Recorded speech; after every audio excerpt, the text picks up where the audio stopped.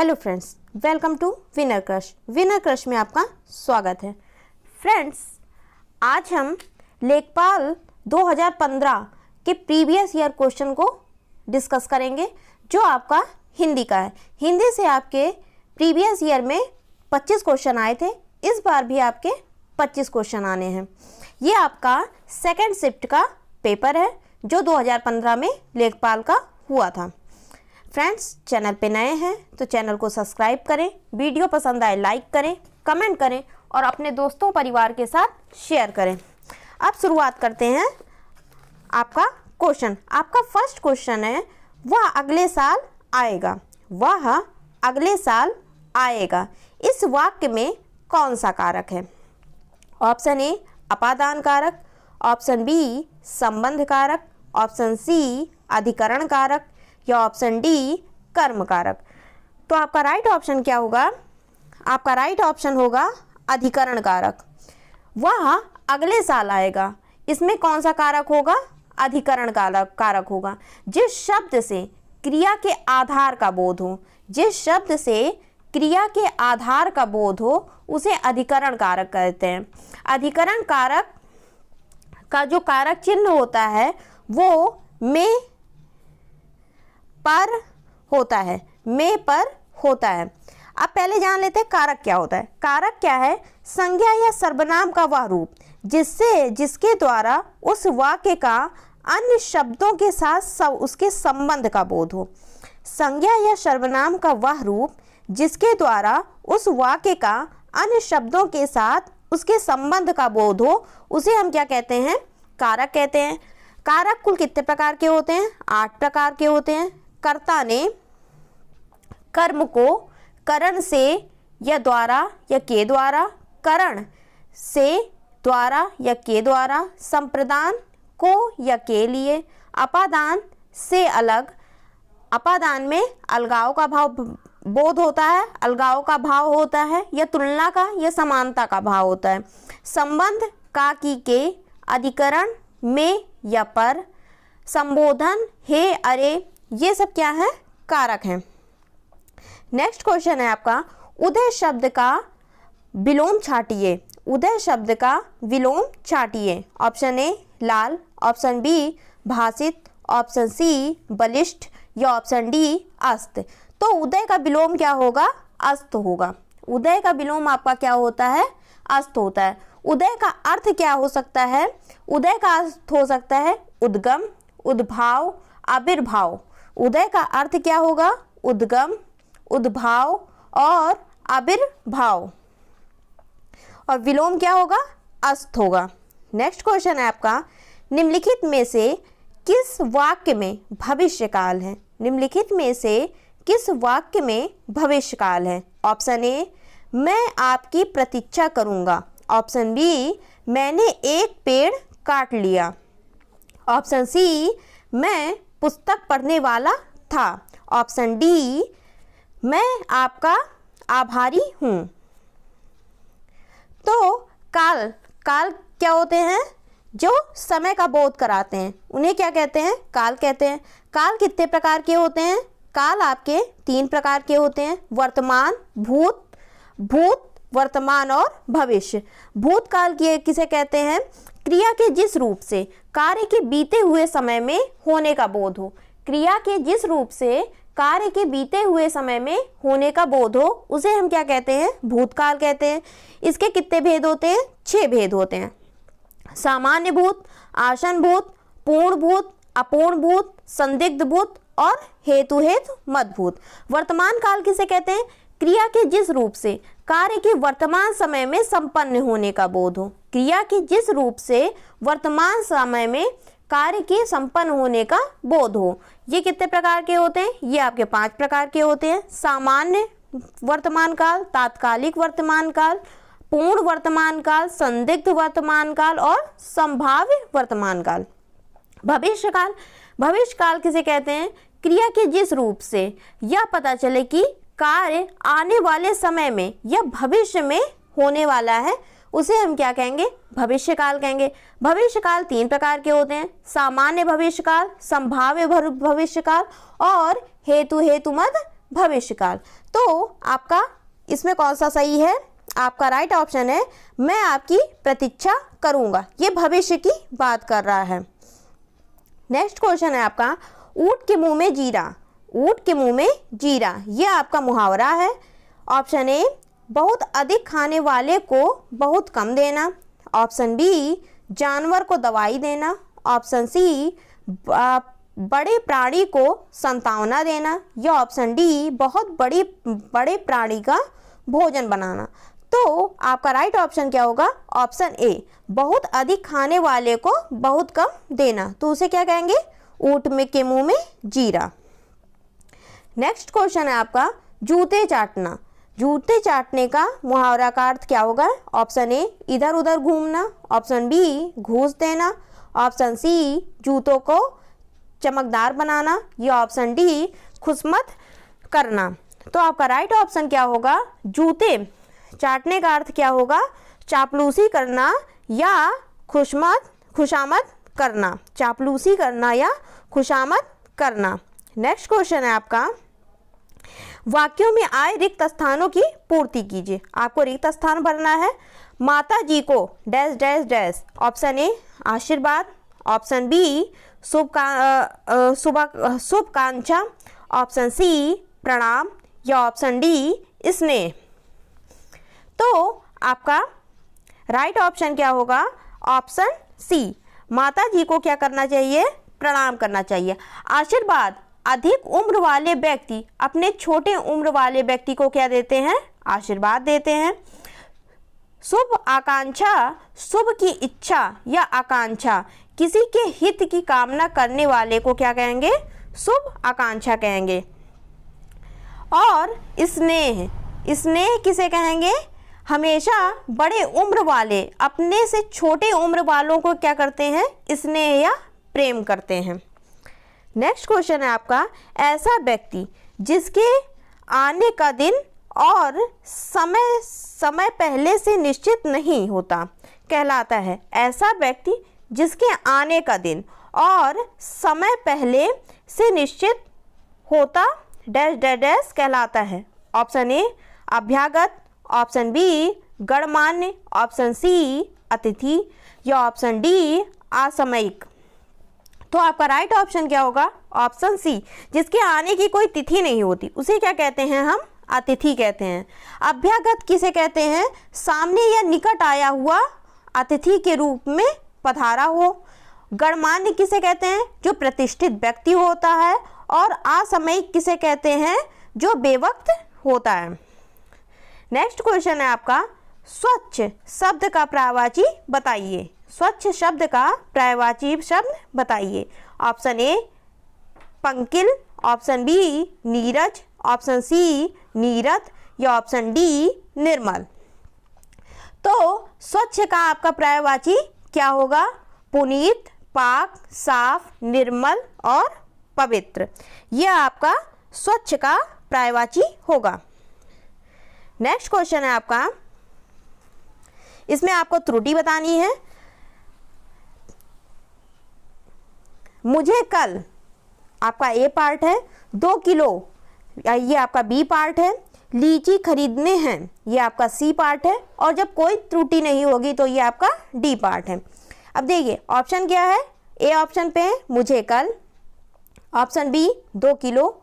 Option C लीची खरीदने हैं।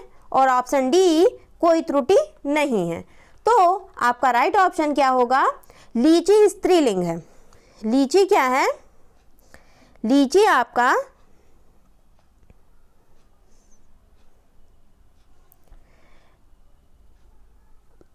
लीची आपका स्त्रीलिंग है, इसलिए लीची खरीदनी है ना कि लीची खरीदने हैं।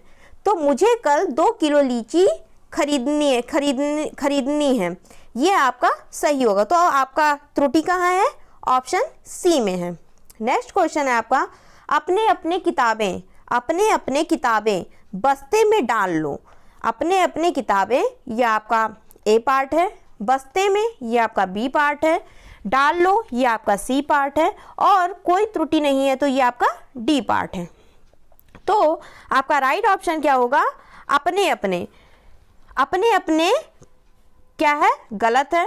इसके स्थान पे क्या होनी चाहिए, इसके स्थान पे होना चाहिए अपनी अपनी किताबें बस्ते में डाल लो। नेक्स्ट क्वेश्चन है आपका, अनेकार्थी शब्द दिए गए हैं, उनके अर्थ वो एक शब्द के साथ ही लिखे हैं। दूसरा बताइए, प्रमत्त और स्वेच्छाचारी। ये है आपका ऑप्शन ए है उन्मत्त, ऑप्शन बी है प्रपीड़ित, ऑप्शन सी है परितप्त और ऑप्शन डी है आपका उत्कृष्ट। तो आपका राइट ऑप्शन क्या होगा, आपका राइट ऑप्शन होगा उन्मत्त। नेक्स्ट क्वेश्चन है आपका, कनक धतूरा। कनक को हम धतूरा भी कहते हैं। ऑप्शन ए है आपका प्रसाद, ऑप्शन बी कसौटी, ऑप्शन सी आभूषण और ऑप्शन डी क्या है, सोना। तो आपका राइट ऑप्शन क्या होगा, सोना। कनक को हम सोने को हम कनक भी बोलते हैं और धतूरा भी बोलते हैं। नेक्स्ट क्वेश्चन है आपका, रीति अनुसार शब्द का संधि विच्छेद क्या है। रीति अनुसार शब्द का संधि विच्छेद क्या है। तो ऑप्शन ए रीति धन अनुसार, ऑप्शन बी रीत धन अनुसार, ऑप्शन सी रीतु धन अनुसार या ऑप्शन डी रीत धन अनुसार। तो आपका राइट ऑप्शन क्या होगा, रीति धन अनुसार। तो ये आपका क्या हो जाएगा, सही हो जाएगा। तो ऑप्शन ए क्या हो जाएगा, रीति धन अनुसार, रीति के अनुसार। नेक्स्ट क्वेश्चन है, निम्नलिखित वाक्यों में से शुद्ध वाक्य का चयन करें। ऑप्शन ए, वह कल महिला विद्वान थी, वह एक विदुषी महिला थी। ऑप्शन सी है, एक विदुषी महिला थी वह। ऑप्शन डी है, वह एक विद्वान महिला थी। विद्वान किसका स्त्रीलिंग क्या होता है, विदुषी होता है। तो आपका राइट ऑप्शन क्या होगा, विद्वान का प्रयोग विद्वान पुरुषों के साथ किया जाता है, ये पुल्लिंग शब्द है। और विदुषी क्या है, ये आपका स्त्रियों के साथ प्रयोग किया जाता है, इसलिए ये क्या है, स्त्रीलिंग है। तो क्या हो जाएगा, वह एक विदुषी महिला थी। नेक्स्ट क्वेश्चन है, वह प्रमाण सहित अपनी बात बताएगा। वह प्रमाण सहित अपनी बात बताएगा। ऑप्शन बी है, वह सप्रमाण के साथ अपनी बात बताएगा। ऑप्शन सी है, वह प्रमाण के सहित अपनी बात बताएगा। ऑप्शन डी है, वह सप्रमाण सहित अपनी बात बताएगा। तो आपका राइट ऑप्शन क्या है, ऑप्शन ए, वह प्रमाण सहित अपनी बात बताएगा। सही शब्द का प्रयोग होने पर के अथवा सप्रमाण यानी प्रमाण के साथ का प्रयोग आवश्यक होता है। तो आपका राइट ऑप्शन क्या होगा, वह प्रमाण सहित बात बताएगा। नेक्स्ट क्वेश्चन है, किसी की सहायता करने वाला। ऑप्शन ए सहायक, ऑप्शन बी सहृदय, ऑप्शन सी सहचर या ऑप्शन डी सहकार। तो सहायक का अर्थ क्या होता है, किसी की सहायता जो करता है वो क्या हो जाता है, सहायक हो जाता है। सहृदय किसे कहते हैं, जिसका हृदय कोमल होता है या जो दयालु होता है। सहचर किसे कहते हैं, साथ साथ विचरण करने वाला, साथ साथ घूमने वाला। सहकार किसे कहते हैं, जो सहायता देना किसे कहेंगे, सहकार। लेकिन किसी की सहायता करने वाले को क्या कहेंगे, सहायक कहेंगे। नेक्स्ट क्वेश्चन है, भला चाहने वाला। ऑप्शन ए निस्वार्थ, ऑप्शन बी पूर्ण आत्मा, ऑप्शन सी हितैषी या ऑप्शन डी सहायक। तो आपका राइट ऑप्शन क्या होगा, भला चाहने वाला क्या होगा, हितैषी होगा। जो आपका भला चाहता है वो क्या होगा, कौन होगा, हितैषी होगा। नेक्स्ट क्वेश्चन है आपका, अखियां हरी दर्शन की भूखी। अखियां हरी दर्शन की भूखी, कैसे रहे रूप रस राची, ए बतिया सुनी रूखी। अखियां रही दर्शन की भूखी, कैसे रहे रूप रस राची, ए बतिया सुनी रूखी। उपयुक्त पंक्तियों में कौन सा रस है? ऑप्शन ए वीर रस, ऑप्शन बी वियोग श्रृंगार रस, ऑप्शन सी शांत रस या ऑप्शन डी संयोग श्रृंगार रस। तो आपका राइट ऑप्शन क्या होगा? ऑप्शन सी आपका राइट ऑप्शन होगा, शांत रस। शांत रस क्या है?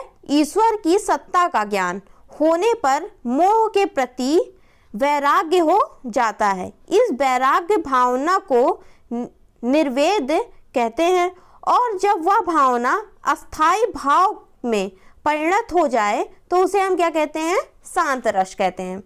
तो आपका राइट ऑप्शन क्या होगा? शांत रस होगा। नेक्स्ट क्वेश्चन है, विद्वान शब्द का स्त्रीलिंग क्या होता है? ऑप्शन ए विदुषी, ऑप्शन बी विदती, ऑप्शन सी विद्यामती या ऑप्शन डी विद्यावंती। तो विद्वान का स्त्रीलिंग क्या होता है? विदुषी होता है। नेक्स्ट क्वेश्चन है, निम्नलिखित शब्दों में से तद्भव शब्द का चयन कीजिए।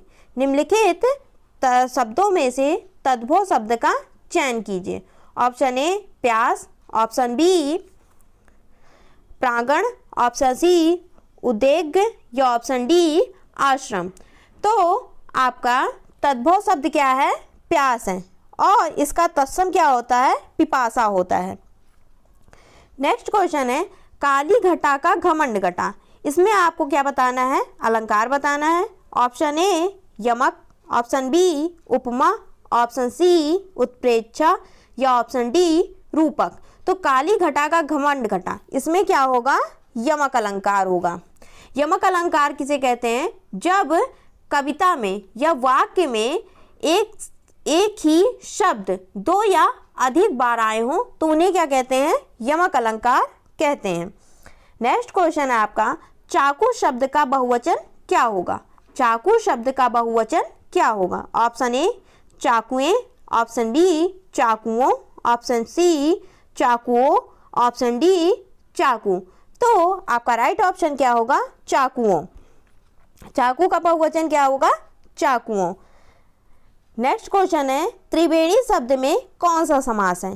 त्रिवेणी शब्द में कौन सा समास है? ऑप्शन ए कर्मधारय, ऑप्शन बी बहुब्रीहि, ऑप्शन सी द्विगु, ऑप्शन डी द्वंद्व। तो आपका राइट ऑप्शन क्या होगा?